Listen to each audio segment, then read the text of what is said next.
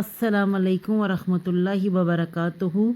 औज़ु बिल्लाहि मिनश्शैतानिर्रजीम, बिस्मिल्लाहिर्रहमानिर्रहीम। जैसे कि आपको पता है कि हम पढ़ रही हैं मुफरद हरूफ बिल तरतीब, जिनमें हमने फ़र्स्ट 4 लाइन पढ़ ली थी। आज हमारी इस सबक की लास्ट लाइन है, तो पहले हम इसको दोहरा लेते हैं।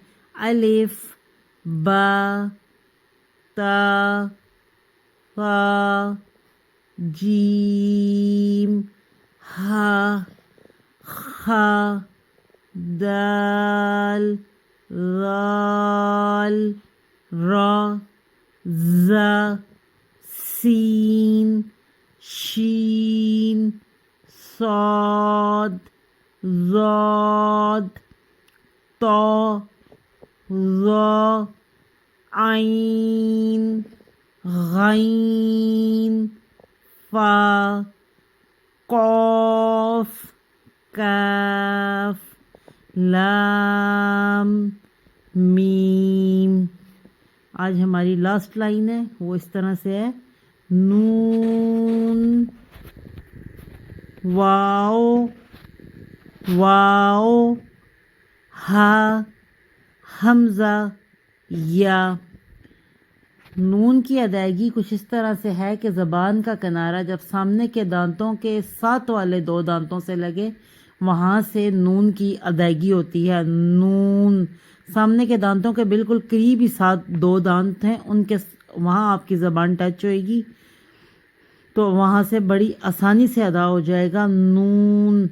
उसके बाद आता है जी वाव।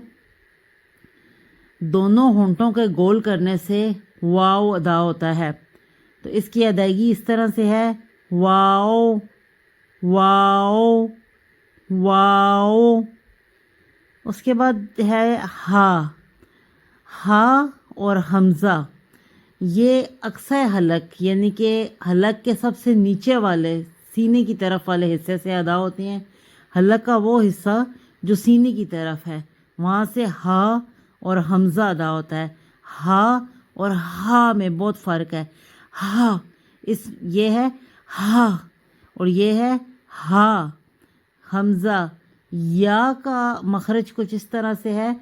ज़बान का दरमियान का हिस्सा और इसके बिलमकाबिल ऊपर का तालु जब आपस में मिले तो वहाँ से या अदा होता है।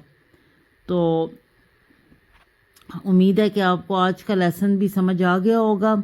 तो आप इस वीडियो को बार बार रिपीट करें, सुनें, इंशाल्लाह आपको ज़्यादा अच्छे तरीके से समझ आ जाएगा। बस आपने ये याद रखना है कि इस सारे कायदे में 7 मोटे हरूफ हैं पूरे कुरान में, जहाँ पे भी हैं आपने उनको मोटा करके पढ़ना है। खा सौद ज़ौद ता ज़ा गैन कॉफ, ये आपने मोटे हरूफ है, मोटे पढ़ने हैं। इसके बाद आ जाते हैं 3 सीटी वाले हरूफ जो कि हैं स्वाद ज़ा सीन। उसके बाद हैं 3 नर्म हरूफ, वो हैं सा।